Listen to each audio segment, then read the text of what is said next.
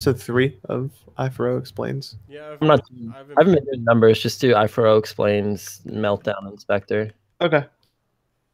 Oh, also, Jeff, did you notice in the drive? I don't know if you posted the final audio, but I, this can be left at the end. In the Industry 4.0 Google Drive, yeah. I put a new folder. Or I organized all the files into the final audio folder, nice, neatly, and with proper naming conventions, consistent naming conventions. Cool. I'll check it. Just so it's in one place, so we can reference it. But, okay, that's here and no there. We are also live. Hello, people. Welcome. Hello, people. I haven't checked the crypto market in a while. Oh yeah. And Ethereum crossed over $1,000. Yeah, I just caught wind of that. Wow. Congratulations, Matt. I win. Guys, what time you want to release this on Wednesday? Yeah. What time? Yeah. We did like 5 p.m. or 2 p.m. last week. We'll do morning. Hey, John. What's up? What's up? John. Hard John is watching live. Hello. Hi. What's up, John?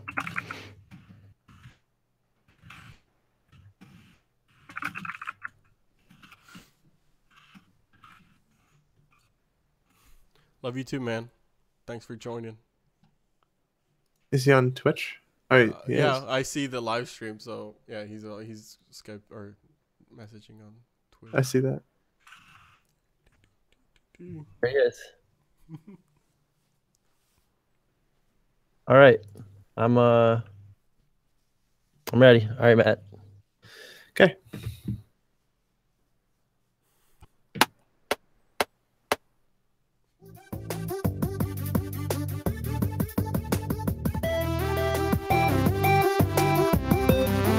Welcome to i4o. Hey guys, welcome to i4o Explains, the show where we take a deeper dive into anything that is taking over the headlines in recent news that we feel that people may not fully grasp or want more information on.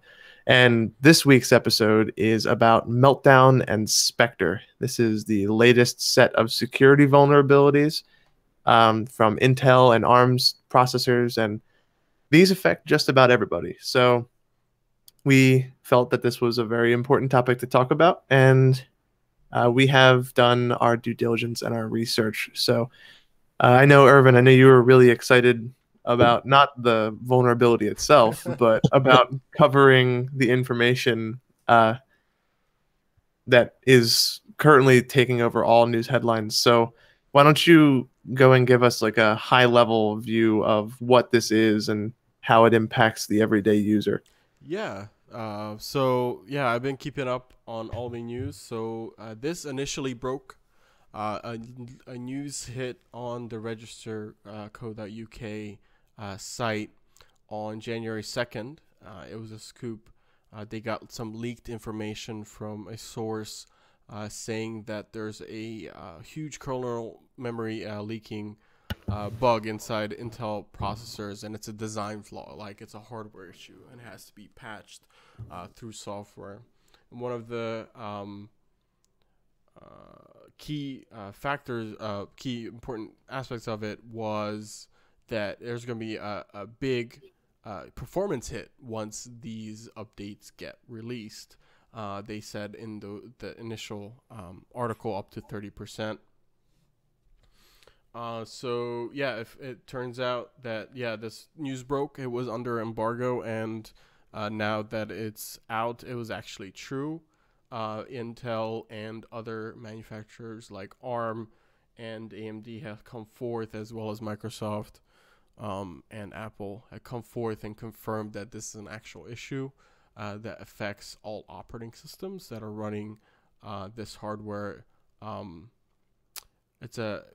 So it affects everybody pretty much running phones, desktops, laptops, whatever. If it has a high end or higher end cheap, well, it doesn't even have to be higher end, but a modern CPU, And this also affects Intel CPUs going back 10 years, up to 10 years, maybe more. It's better than the initial report, though, because apparently the United States Computer Emergency Readiness Team, which is the most interesting name for the emergency readiness team. But yeah, they initially believed that the only way to protect it would have been total hardware replacement. So this is a little bit better than it initially started as. Yeah. So, but yeah, it's at least it's fixable and it can be mitigated with a hardware patch, but at some cost, right? Yeah, so the main issue is that with these, there's two different vulnerabilities. One is called Meltdown, the name has given it Meltdown, and the other is called Spectre. They allow malicious programs or just JavaScript running on a malicious website to gain access to information, secure information stored at the kernel level, which means it's at the kernel is the main component on computers that communicate between the hardware and the software, right? So they store a lot of important information within there. It could be passwords through a password manager, emails, IM messages, and what these vulnerabilities allows to do is through exploits, malicious programs, anyone could read what's within those secure locations within the memory. So typically, programs are locked out of reading these secure areas, but now it's open to those malicious programs. So if you download a program from an unknown source, or go to a malicious website that has this vulnerability, you could be affected, and they could read the information that might be stored, that might be sensitive on your computer. The good news is that updates are being released by all operating system manufacturers, as well as browser makers like Mozilla. Mozilla has already released patches. Windows should get a patch starting on Tuesday for everybody.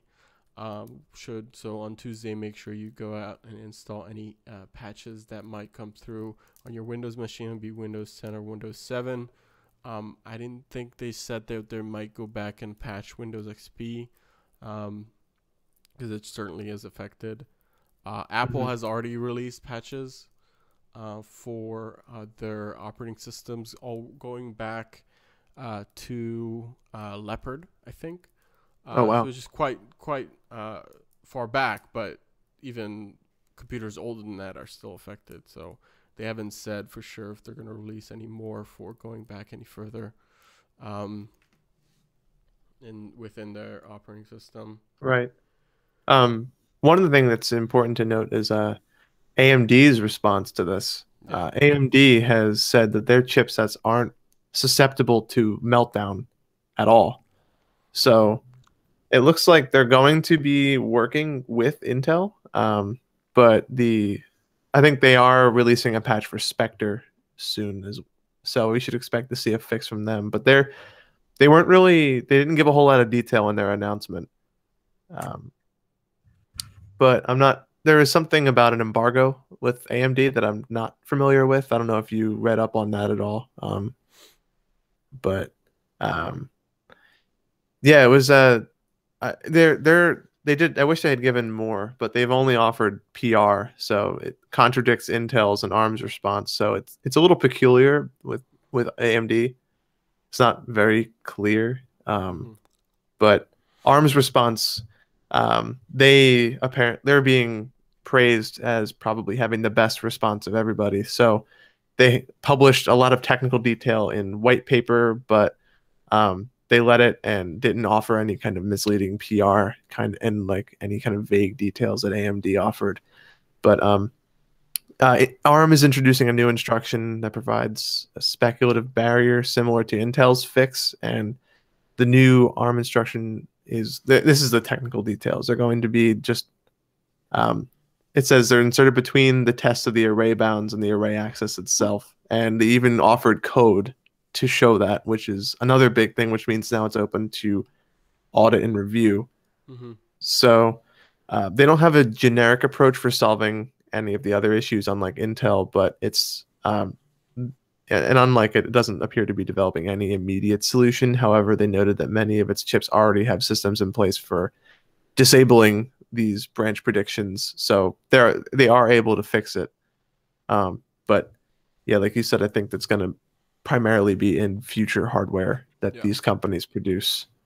Yeah, the permanent fix. So currently the fixes that are going out are sort of like Band-Aids, right? So they're just trying to mitigate the issue as much as possible. But to truly fix this issue, we need new hardware. So Intel, AMD, as well as ARM have to release new chips with hardware to fix this issue. Right. So that's very key, important. As for the performance hits, there's been a lot of these updates have been going out, and people have done some initial testing. So performance is definitely affected, but only in certain applications. So depending on what you're doing on your computer, you could be significantly affected or just a tiny percentage.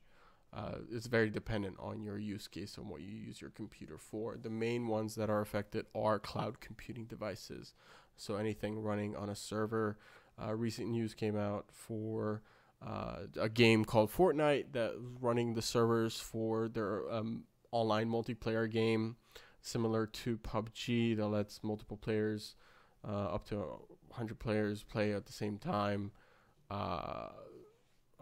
Has said that Meltdown has affected the performance of their servers, which has caused issues for players. And also cloud providers like Windows Azure, Amazon have all patched their systems, and some people have noted that they have noticed slowdowns as well on certain systems. And in the Twitch chat, Harjo was asking, so it's just server chips that are impacted, but and correct me if I'm wrong, Ervin, but I do believe that not only server chips, but all chips in the last 10 years. Chips, technically manufactured since 1995, are in theory are affected, but yet people haven't tested that far back yet. I don't think. You see, this is why I never left DOS. Too many vulnerabilities like today. But yeah, I think that despite that, you were saying that the benchmarks of the chips have taken a hit, and I think for sure that information is anywhere between 5% and 30%. But benchmark is a benchmark. But for real world, like people have tested like gaming performance, like actual that hasn't really been affected in a noticeable percentage wise. From day-to-day tasks, you won't notice, right? If you're not maxing out your CPU, like let's say you're always using 100% of your CPU, you're maxing out, you're doing heavy intensive tasks. Running a Hangouts call. Exactly. Right. If that from there you lose 10, 15% of performance, you'll notice. But let's say you're just browsing the web, right, and 15% from the top, right, the top percentage gets taken down from your CPU availability, then you'll notice, then you won't really notice because you weren't going up that high anyway, right? So you don't, so it's like I said, it's very dependent on what you're actually utilizing your computer for. Yes, I think the biggest would be just people who use CPU intensive, like Twitch streamers and stuff like that. People who do a lot of video production and rendering or encoding. But I think that and you kind of talked about this a little bit earlier, but I think the biggest place this is going to hit is the cloud. Yep. And there's going to be, because now they have to write code to further improve the efficiencies that they already have or don't have, because now their hardware just degraded for up to 30% for just a bug for downloading an update. So I'm wondering if there's going to be any companies who postpone the rollout of these fixes, and we hear about breaches going forward because these companies either couldn't afford to patch it with this performance hit that it was going to bring about, or if it's you. And you always get these companies who never update software for 10, 15 years because the stuff they have works on it. Yeah. So I wonder if you're going to see those types of fixes as well, or those types of breaches. One thing that came to mind when you said that is for updates for Android, right? So Android as well as iOS are both affected by this. Google has released updates in their January security fix for Pixel and Nexus devices, but as we know, most Android phones aren't running the latest and greatest security patch, right? So depending on your manufacturer and how good they are at providing these updates, you might never see a fix for this if you're running one of the affected ARM chips in your phone. So if you're using a Pixel and a Nexus, you're good. But what if you're using an HTC device, Motorola, OnePlus? Yeah. So you don't know when they're going to actually get around to releasing fixes for these. Not only that, but even the cheaper phones that are usually offered for free with cell phone plans, like there's cheaper LG phones and stuff like that that have like strange off-brand names and aren't flagship. So it might be worth your while to consider a smartphone from a company that's pledged security updates. I know Samsung and Google have done that, as well as Apple. So those are probably your three best bets. OnePlus hasn't officially committed, but they've been fairly good about updating their phones to the latest stuff. As for some of the high-end LG flagships, they've done a pretty good job as well. But I think that's really it when it comes to Android itself. But if you're running iOS, anything greater than an iPhone, anything that supports iOS 12, you're good. So that would be 5S and above. If you have a 5S or above and you're running the latest operating system on iOS, you are protected. The patches have been released in the latest patch that came out a couple weeks ago now. So it's good. It's to know, like, a lot of these companies have known about this vulnerability for a very long time, and they just been keeping it hush-hush, and then the Register broke the news. And that's why all of this came out, because it wasn't supposed to be public yet until the fixes are out. And the reason that they do that is to keep that information away from bad actors so that it's not exploited before the actual patch is released. So there's good hackers out there trying to protect these systems and finding these vulnerabilities, and they notify the right people at the right time. In time, so that they have enough time to fix these issues before it's actually made public. Right. But you're talking about systems taking the time to put these fixes in place, Matt, with servers, and you guys kind of focused in there on smart devices. But I think it's important to think about like infrastructure devices too, and anything like industrial related, for example, where uptime is very important. You're not going to be seeing these patches getting installed probably anytime soon. Yeah.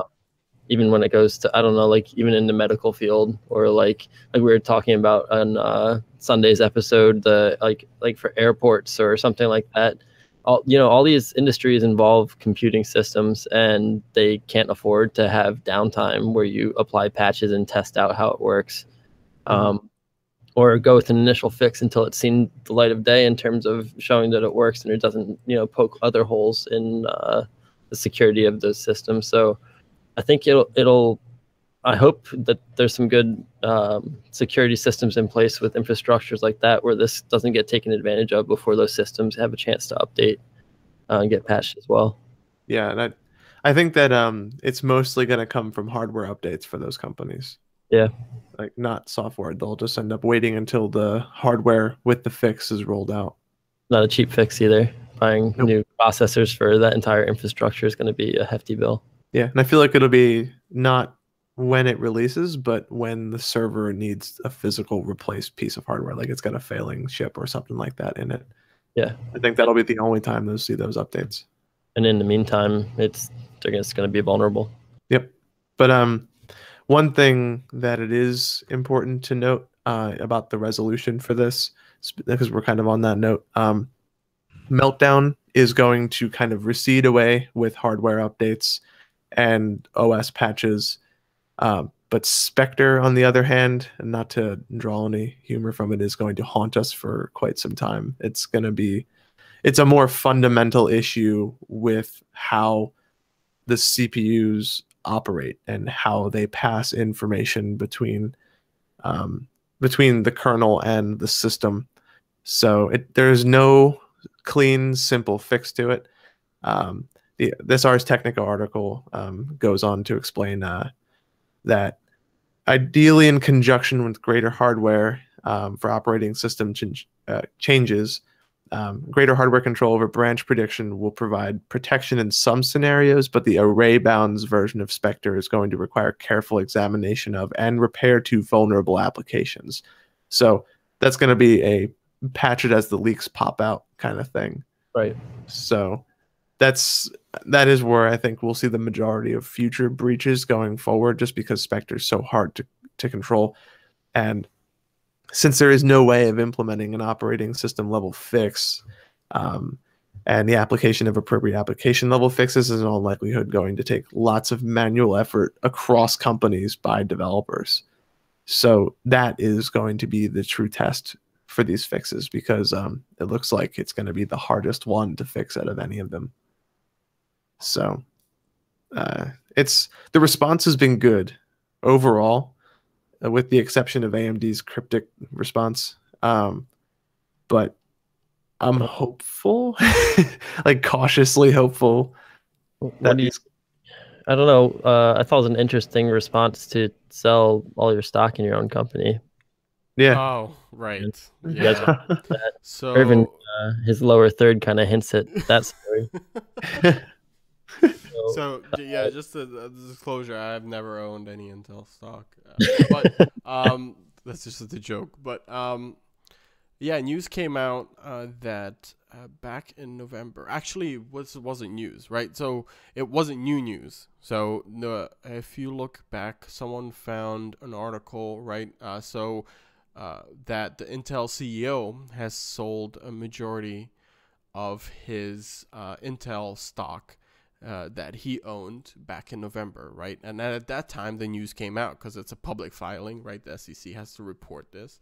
So someone found the SEC filing for this, and it turns out that, yeah, the Intel CEO did sell as much stock as he legally could. So in his contract, he has to have a minimum amount of Intel stock left. And he sold as much as he could until he hit that limit back in November. And at that time, we didn't know about this vulnerability, so no one was like, okay, Intel CEO just sold some stock. CEOs do that all the time, right? It's not really that out of the ordinary. And then someone made the connection, right?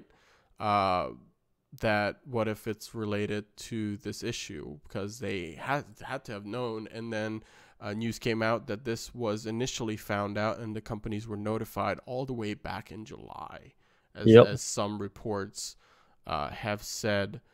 So it lines up fairly well with the Intel CEO actually selling its stock back in November, just in case that it might go down. So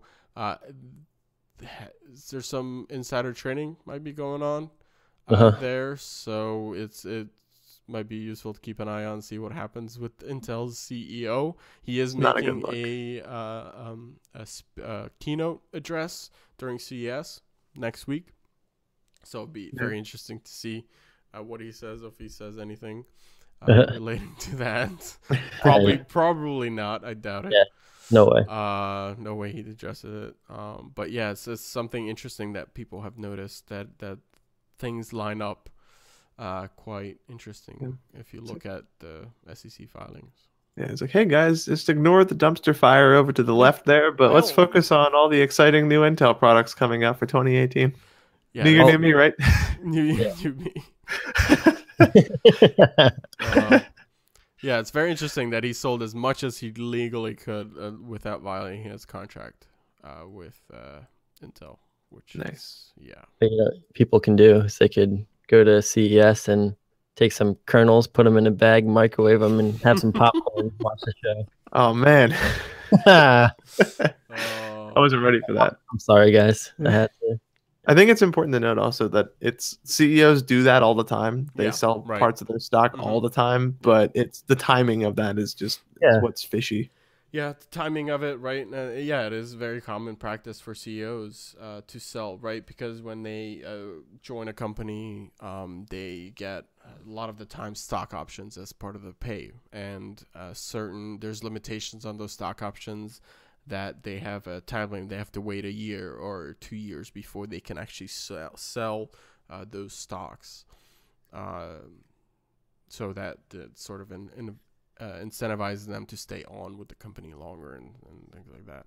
Right. Employees also sometimes receive stock options like that. Mhm. But yeah, they sell them time to time. Apple CEO is famously Steve Jobs, not the current one, was famously only paid $1 per year officially on Apple's payroll, right? But he did have majority stake in the company, right? And then he sold stocks from time to time. That's how he actually made money. So it's like Matt mentioned, it's very common practice. But yeah, the timing is kind of fishy there. Yeah, definitely. Not to draw a relation to J But's background. Fishy on this deep dive. I dove pretty deep down here to get this low. Get your swim trunks out. Oh, Time they're for out. a deep dive. Yeah, so hopefully that gave you guys a good overview. I know it's a lot of it is very initial information, so we wanted to get the information out there just so people are aware of what's going on, what to expect in terms of updates and potential performance hits on their computers and or smartphones. But as more news, and I'm sure there will be coming out in the future, we'll keep you guys updated and let you know what's going on there. Always keep you updated with what's going on. Mm-hmm. Yeah, so I'm curious, what we're going to hear about the slowdowns you guys were mentioning. Yeah. I'm curious, on the benchmarks that people will be running. I'm sure when all the updates hit for Windows, especially on Tuesday, I'm curious to see, and I'm sure people will be doing plenty of benchmarks and comparing. But again, benchmarks are only one measure of a computer's performance. It's not real world usage, but I'm sure they'll do some real world testing as well as testing video editing and what most people use their computers for.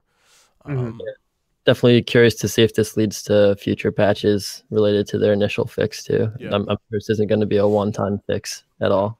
But, the tech industry is trying to keep you guys safe, and so are we. That's why we're telling you. So keeping you in the know. But unless anybody has anything else to offer, I think we can wrap this one up for today. Cool. Well, as for us, if you guys are looking to find more information, we have two shows. We have this show, which publishes every Wednesday, and we have the main show, which is just a recap of this week in the news and in technology. So anything from security breaches to patching your printers to taking care of just anything relevant in today's world of technology or product releases or whatever. But if you want to look into that, we're available on Podbean at industry40.podbean.com. We are on Facebook, Instagram, and Twitter at Industry40, all spelled out. And you can find us on any one of our any manner of podcasting apps. You can find us on TuneIn Radio. We're available on iTunes, Google Play, and chances are you can find us on any of your favorite podcatcher apps. We published a podcast or Pocket Casts on Android and various mediums. But as for things you can do, if you feel like we're offering good information and you want to hear more and you want to help us out, feel free to leave us a review on any one of our social media platforms. It helps us get to more people to give them information. So that really helps us get more information out, which is in the end beneficial to everybody. We would like as many people to know about these important issues in technology as possible. And you know what? I'm gonna bring it back. What Kyle said. If you guys do drop us a review, we will give you a shout out on the show from your preferred method if you choose. If not, we'll just specify from wherever you left your review from. But please leave us a review. It does help. So, and we love reading them. So, but yeah. So with that being said, this is i4o Explains, and we will see you guys in the next one.